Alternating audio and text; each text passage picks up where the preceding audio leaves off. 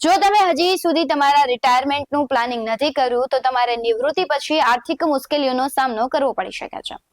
સરકાર એવી ઘણી યોજનાઓ ચલાવે છે જ્યાં રોકાણ કરીને તમે વૃદ્ધાવસ્થામાં પોતાના માટે એક માસિક આવકની વ્યવસ્થા કરી શકો છો. જો તમે આજ સુધી કોઈ પેન્શન યોજના ન લીધી હોય તો અટલ પેન્શન યોજના, પ્રધાનમંત્રી શ્રમ યોગી મનધન યોજના અથવા તો પોસ્ટ ઓફિસ મંથલી ઇન્કમ યોજનામાં રોકાણ કરવું તમારા માટે યોગ્ય રહેશે. નમસ્કાર, BS9 TV ન્યૂઝમાં આપની સાથે હું ભગવતી વિશાવડિયા. આજે અમે તમને આ 3 યોજનાઓ વિશે જણાવી રહ્યા છીએ જેથી કરીને તમે તમારા પોતાની જરૂરિયાત પ્રમાણે આ યોજનાનો લાભ લઈ શકો છો. પહેલી છે પ્રધાનમંત્રી શ્રમ યોગી મનધન યોજના.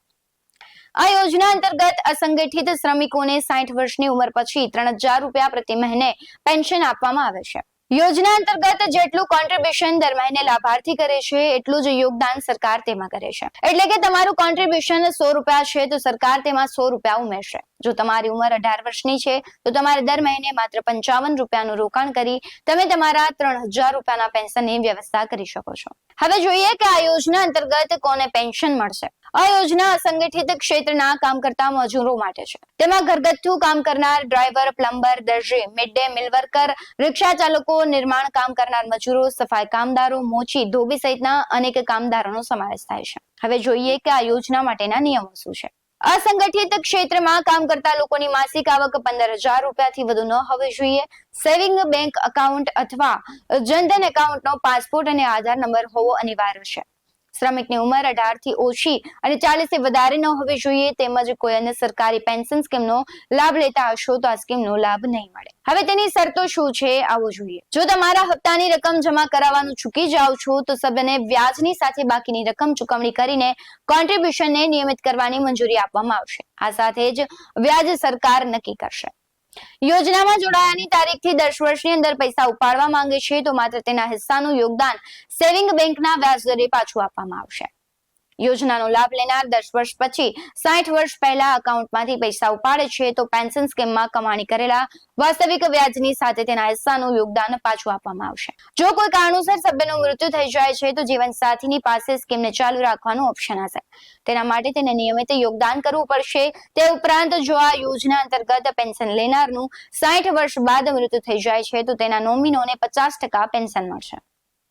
60 વર્ષની ઉંમર પહેલા અસ્થાયી રૂપે વિકલાંગ થવાના કિસ્સામાં યોગદાન કરવામાં સમર્થન છે તો તેની પાસે સ્કીમના વાસ્તવિક વ્યાજની સાથે પોતાના હિસ્સાનું યોગદાન લઈને સ્કીમમાંથી બહાર નીકળવાનો ઓપ્શન હશે. હવે બીજી યોજનાની વાત કરીએ. અટલ પેન્શન યોજના છે શું? આ યોજના અંતર્ગત 60 વર્ષની વય થવા પર દર મહિને 1000 થી 5000 રૂપિયાનું પેન્શન મળે છે. તેમાં 18 વર્ષથી 40 વર્ષ સુધીની વ્યક્તિ રોકાણ કરી શકે છે. તેમજ કોઈ વ્યક્તિ આ સ્કીમ લે છે તો તેને ઓછામાં ઓછા 20 વર્ષ રોકાણ કરવું પડશે. સ્કીમમાં સામેલ થવા માટે સેવિંગ એકાઉન્ટ, બેંક એકાઉન્ટ, આધાર અને એક્ટિવ મોબાઈલ નંબર હોવો જરૂરી છે. હવે જોઈએ કે કેવી રીતે કોન્ટ્રીબ્યુશન નક્કી કરવામાં આવશે. તમે રિટાયરમેન્ટ બાદ કેટલું પેન્શન ઈચ્છો છો તેના આધારે તમે કેટલી અમાઉન્ટ કટ કરાવો છો તેના પર આધાર રહેશે.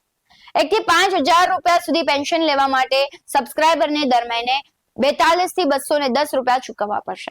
જ્યારે 18 વર્ષની ઉંમરે તેઓ આ યોજના લે છે ત્યારે તેવું થશે. બીજી તરફ જો કોઈ સબસ્ક્રાઇબર 40 વર્ષની ઉંમરમાં સ્કીમ લે છે તો તેને દર મહિને 291 રૂપિયાથી લઈને 1454 રૂપિયા સુધીનું મંથલી કોન્ટ્રીબ્યુશન આપવું પડશે. સબસ્ક્રાઇબર જેટલું કોન્ટ્રીબ્યુશન કરશે તેને રિટાયરમેન્ટ બાદ તેટલું જ પેન્શન મળશે. તેમાં તમને સેક્શન 80C અંતર્ગત 1.5 લાખ રૂપિયા સુધીના ટેક્સ બેનિફિટનો ક્લેમ કરી શકો છો. હવે વાત કરીએ કે કેવી રીતે કોન્ટ્રીબ્યુશન આપવાનું હોય છે. આ યોજના અંતર્ગત ઇન્વેસ્ટર્સ મંથલી, ત્રિમાસિક અથવા સેમી એન્યુઅલ એટલે કે અર્ધવાર્ષિક સમયગાળામાં રોકાણ કરી શકાય છે. કોન્ટ્રીબ્યુશન ઓટો ડેબિટ થઈ શકે છે એટલે કે તમારા એકાઉન્ટમાંથી નિયત રકમ આપમેળે કટ થઈ શકે છે અને તમારા પેન્શન ખાતામાં જમા થઈ શકે છે. હવે જોઈએ કે આ યોજનાનો લાભ કેવી રીતના લેવો. આ બંને યોજનાનો લાભ તમે કોઈ પણ બેંકમાં જઈને લઈ શકો છો. જો તમારું એકાઉન્ટ SBI બેંકમાં છે તો તમે નેટ બેન્કિંગ થી અટલ યોજનાનો લાભ લઈ શકો છો. હવે ત્રીજી યોજના વિશે વાત કરું તો મંથલી ઇન્કમ સ્કીમ. આ સ્કીમ શું છે આવો જાણીએ. આ એક પ્રકારની પેન્શન સ્કીમ છે જેમાં તમે એક સાથે પૈસાનું રોકાણ કરીને તમારા માટે માસિક આવકની વ્યવસ્થા કરી શકો છો. આ સ્કીમની વિશેષ બાબત તો એ છે કે મેચ્યોરિટી બાદ તમને તમારા પૈસા પાછા મળી જશે. હવે આ યોજનામાં કેટલું રોકાણ કરી શકાય તેના વિશે જાણીએ. આ સ્કીમ હેઠળ ઓછામાં ઓછા 1000 રૂપિયાથી ખાતું ખોલાવી શકાશે. બીજી બાજુ જો તમારું સિંગલ એકાઉન્ટ હોય તો તમે રૂપિયા 4.5 લાખ સુધી જમા કરી શકો છો. અને જોઈન્ટ ખાતું હશે તો ₹9 લાખ તમે જમા કરાવી શકાશો. આ સ્કીમમાં મેચ્યોરિટી પીરિયડ 5 વર્ષનો છે. સ્કીમ દર 5 વર્ષ પછી જ ખાતા દ્વારા જ્યાં સુધી ઈચ્છા હોય ત્યાં સુધી કેરી ફોરવર્ડ કરી શકાશે. દર મહિને ₹5000 કમાણી થશે. આ સ્કીમ અંતર્ગત 6.6% લેખે વ્યાજ આપવામાં આવી રહ્યું છે.